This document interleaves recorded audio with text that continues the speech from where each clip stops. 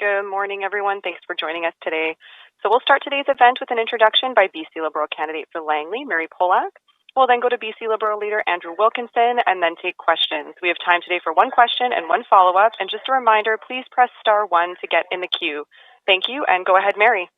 Thank you, Carly, and good morning to everyone who's here. Welcome. Really glad you could be here to hear some more about our exciting plan for British Columbia. In the middle of a global pandemic, this is the time when we need a government we can trust, a government that's going to get British Columbia back on track. And our BC Liberal plan is to invest in the future of British Columbia. We'll do that with a $30.9 billion plan to rebuild BC. And of course, that includes a $1 billion plan to help to invest in our seniors' care and an up to $7,000 tax credit for seniors to be able to get home support and stay in the homes that they love. And our approach to mental health and addictions is one that provides a path to recovery.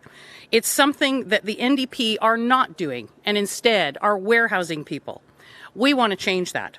Here to speak more about our exciting plan to invest in British Columbia is my friend, our leader, and the next Premier of British Columbia, BC Liberal leader Andrew Wilkinson. Andrew. Thank you, Mary. Well, it's great to be here at the Nickameckle Farm with Nick and Gabriella, the owners. Thanks for having us. This election is turning into something we didn't really anticipate. It started with John Horgan calling this totally unnecessary election to serve his own selfish ambition. And then today we heard on the radio that John Horgan's not prepared to roll out road pricing. John Horgan's saying, maybe you're going to have to pay for every single kilometre you drive. Why won't he tell the truth? What is the problem with John Horgan and the truth? So we need to focus on what's going to make a difference for British Columbians, what will make life better for British Columbians, and John Horgan and this dishonest approach to road pricing is not going to accomplish that. We talked about taxes. We talked about dropping and getting rid of the provincial sales tax for a full year and then 3% thereafter. I'm on a dairy farm where about half the input cost is subject to sales tax. So think of what these folks can do to reinvest in their community, reinvest in themselves, reinvest in their future with no sales tax for a year. It's exactly what we're going to need as we come through this pandemic. And all of us know we're into the second wave. All of us know this is coming in a very serious way now because the case count is going up, just like it has everywhere across Canada and all around the world. We've been fortunate with the work of Dr. Henry and the efforts of the people of British Columbia to keep that case count down. But there are two angles on that. We're going to have a plan to get out of this pandemic recession, and the NDP don't have one at all. We do. We have a serious economic plan to get us through this and help us recover. And secondly, as we go into a pandemic, I like to think it'd be helpful to have a medical doctor in the Premier's office talking to Dr. Henry about the best way to do things as we move forward. We've also seen a couple of NDP candidates now talking about how it's just fine to have tent cities. Where do they get that idea? Tent cities are a sign of failure as a society. They make these people highly vulnerable. And like I've said before, you can't treat schizophrenia or brain injury with a tent. They become victims of crime, and they're the kind of thing that leads to disarray in our society. We can do better. We have to do better. We're also in a situation where we're looking at the NDP trying to get away with this election with very little information out there. They're not encouraging voter turnout, and we're encouraging every single British Columbian who's eligible to vote to get out there and express your democratic rights and vote the way you see fit. Now is crunch time. There are 4 days left for people to get out and vote, and we strongly encourage people to do that at advanced polls or at the main poll on Saturday. It's too late for a postal vote, but you can always take that mail-in ballot to the Elections BC office in your riding. So with that, we're happy to welcome questions and look forward to hearing from the media. Great. Thanks, Andrew. We will start today with a question from Binder Sajan from CTV. Go ahead, Binder. Hi, Andrew. Speaking of taxes, the NDP are suggesting that a Liberal government would drop the tax rate for the top 2%. They're citing some comments that you have made saying that maybe that needs to be looked at. Can you tell us what your position is on that? My position is it's time for the NDP to start telling the truth and stop making up stories. Sure, our taxes are higher than they are in other places, but we have to live with that for now because we're in a pandemic. We have said the tax to cut is consumption tax. Sales tax needs to go for a year and be reduced to 3% for the year after that. That's our position, along with getting rid of small business income tax. And I do wish the NDP would start telling the truth. Do you have a follow-up, Binder? Yeah, you had talked about the NDP and voter turnout, saying that the NDP is not interested in getting people out. What do you mean by that? We're coming across this all across British Columbia where NDP candidates are not pushing out people to vote. They're not suggesting that people get out and vote. They're taking a very passive approach, and that's not acceptable. In an election, everybody's task is to encourage voting. We encourage that in the strongest possible terms because it's your democratic right. And we want every British Columbian to have a say in who their next government is. Because the NDP are coming up with no plan at all, and we have a strong, bold plan for recovery in this province as we go into the second wave of the pandemic. Great, thanks, Binder. We will go to a question from the ground. I understand Peace Arch News. You have a question. You can step up to the microphone and go ahead. Hey, Ms. Wilkinson. In June, more than 200 child advocates, physicians, researchers, and healthcare professionals in the province signed the Urgent Action for Kids and the COVID-19 Pandemic Recovery open letter addressed to the then government. The letter suggests that children with complex needs, disabilities, and those marginalized by poverty, racism, and structural violence are going to be most impacted by the long-term impacts of COVID-19.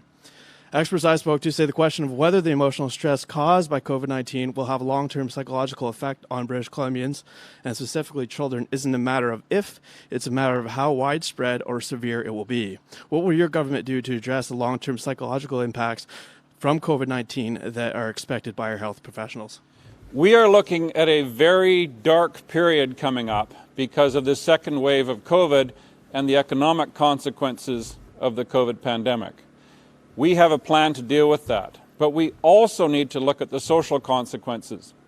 I have said there will be no cuts in social services during our time in government if we're fortunate to form government, because we've got to look out for people. We have an explosion right now of loneliness, of tensions inside families because they're spending all their time together, of kids with special needs like my younger sister was, who are left without the necessary supports because of COVID. It's not a lack of commitment on the part of their caregivers. It's certainly not a lack of commitment on the part of their parents. But we're in a very tough situation right now for families with kids with disabilities, families with kids with challenges. We've got to make sure those kids are supported. And one of the things we've asked for in our platform is a much better system for screening and diagnosis of disabilities early in the school years so these kids can get the help they need right away and avoid the kind of things we're talking about right now. Do you have a follow-up, Aaron? Yes, I do. So during COVID-19, I've now written 3 stories on businesses that have been forced to close due to an unreasonably high rent increase from their landlord. 2 of the businesses were hit with a 25% rent increase, while the other was hit with a 200% rent increase from his offshore landlord. Residential tenants have protections from ridiculously high rent increases. Would you consider doing something similar for commercial? And if not, what would you suggest? Commercial rents and commercial property taxes are a major problem for small business in British Columbia, and that was true long before COVID came along. We've said they need split assessments so that their property taxes are only on the property they use, not on the airspace.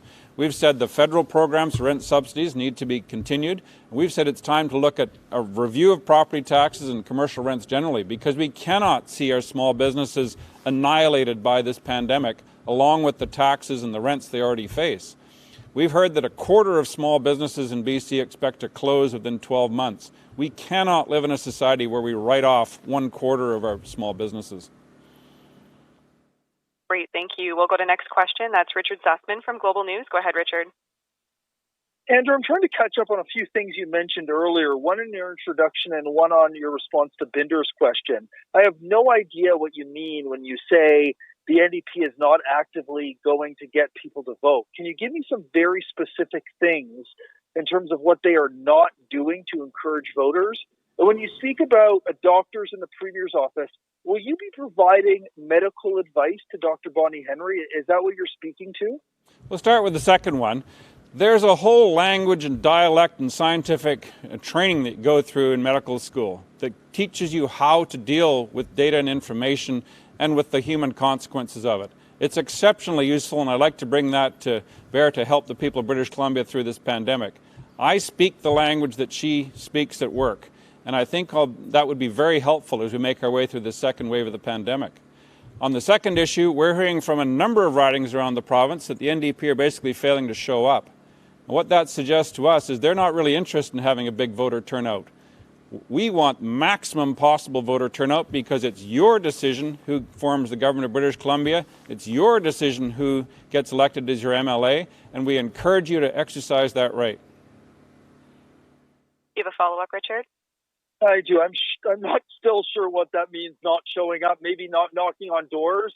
They decided not to do that for COVID. But I have to do a story today about childcare, and I know I asked you about it yesterday, but I just want to get a sense from you about how quickly you believe we can have the $10, $20, $30 care spaces available for parents, and how quickly do you believe we can get new facilities open and new spaces on board? In terms of new facilities, it's going to require improvements to existing buildings, but that can be done in a fairly quick way because our construction sector is still working through the pandemic, and we hope that remains the case.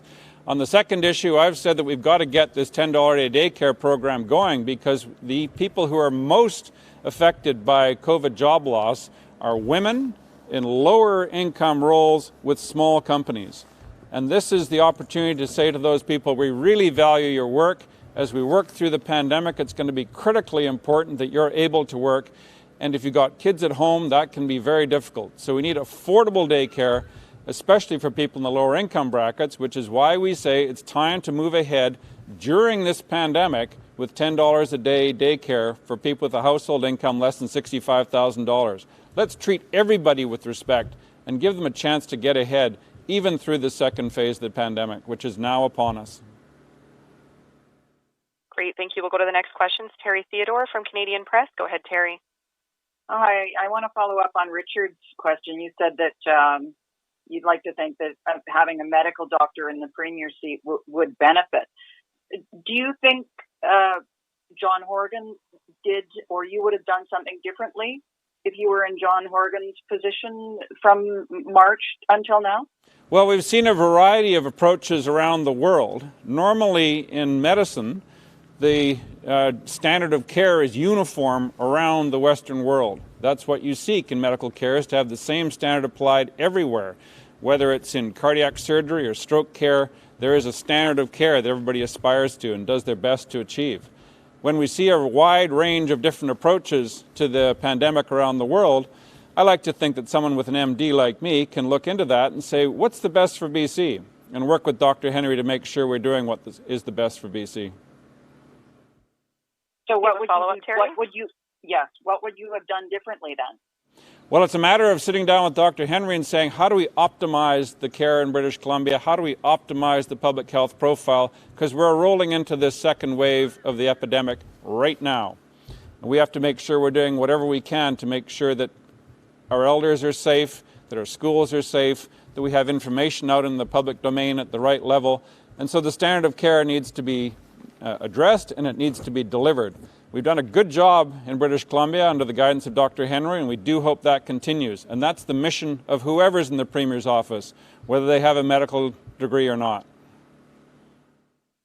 Great, thank you. Time for a few more questions today. Next one will go to Rob Buffum, CTV News, Vancouver Island. Go ahead, Rob. Oh, hi. Good morning, Andrew. Recent poll released today, I believe, shows that your party has closed the gap a little bit with the NDP, and I know the only poll that matters is on election day, but I guess what I'm wondering is the dynamic of this campaign due to the pandemic is a lot of people are voting by way of mail-in ballots. We know now that if you're going to do that, it's too late to mail them. You'll have to deliver them in person. But I'm wondering with more than 700,000 people intending to already mail their vote in and a lot of people doing advance voting, are you worried or concerned that the die's already cast, that there's not enough time now with as many people who've already voted for your message to get through with 4 days left? Well, you always have to respect the choices made by the voters. That's why we have elections, so that people can express their choice. Some of them may have done it early and they may be inclined to change their mind, but that's how it works. We have an orderly system with a very robust Elections BC program to make sure that voting is conducted fairly for every British Columbian. I totally respect people's choices, and we'll see what they have to say sometime in November when those postal votes are all counted. Do you have a follow-up, Rob? I guess just on that point, do you anticipate that we will not know the outcome of this election in terms of which party will form government on election night? Well, we never know what's going to happen on election night. We certainly saw that in the last two elections, and this election is probably no different. We will find out what the wishes are of the people of British Columbia when the votes are counted. And if they all get counted on election night, that's the norm. But in this situation, with 700,000 postal votes out there, we'll wait and see what is the will of the people of British Columbia in 87 separate ridings. Thank you. Great, thanks. And our last question today, we will go to Tim Ford from Victoria Buzz. Go ahead, Tim. Morning, Mr. Wilkinson. You're talking this morning about the NDP not wanting people to get out and vote. I wanted to talk in particular about a tweet that's been posted by your party with a campaign advertisement. You say here, British Columbians are raising serious concerns that John Horgan's risky pandemic election was designed to decrease voter turnout and put the health and safety of those who do vote at risk. Now, earlier in the election, Anton Bogman here, the Chief Electoral Officer of Elections BC, said, I'm confident with our safe voting plans in place, this election can be held safely. Voting will be different from past elections, but the differences will be familiar to us at this stage. Are you suggesting that Elections BC is in some way overwhelmed, or do you disagree with that assessment? I think Elections BC does excellent work. They are completely objective and they are reliable. They are here to serve the interests of democracy. And sadly, when we see a premier call an election in the middle of a pandemic for no reason other than his own ambition, that's a problem. So let's not let John Horgan's selfishness override your democratic rights to get out and vote. We encourage you to vote. It's too late to vote by post, so please go to the advance polls or go and vote on Saturday. It's your right, and you should exercise it and not be pushed out of the way by John Horgan's ambition. Do you have a follow-up, Tim? Yes, I do. So respectfully, in addition to the messaging that I've just talked about here, we also received a press release from your party talking about voter suppression. Suppression is a pretty strong word to use. We're seeing a lot of that rhetoric in the States right now, and frankly, it's making a lot of people question if one of the parties involved would even accept the election results. Are you suggesting that you would question results in this election based on what you're hearing? Absolutely not. I mean, what we see is Elections BC acting with the highest degree of professionalism to protect your rights as a voter, and we encourage you to exercise those rights.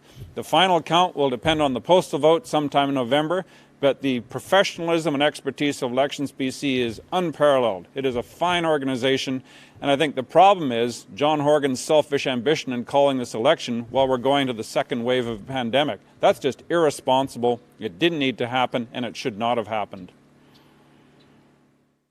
Great. Thanks, everyone. Thanks for joining us today. We will see you all again tomorrow. Have a great day. Thank you. Thanks, everybody.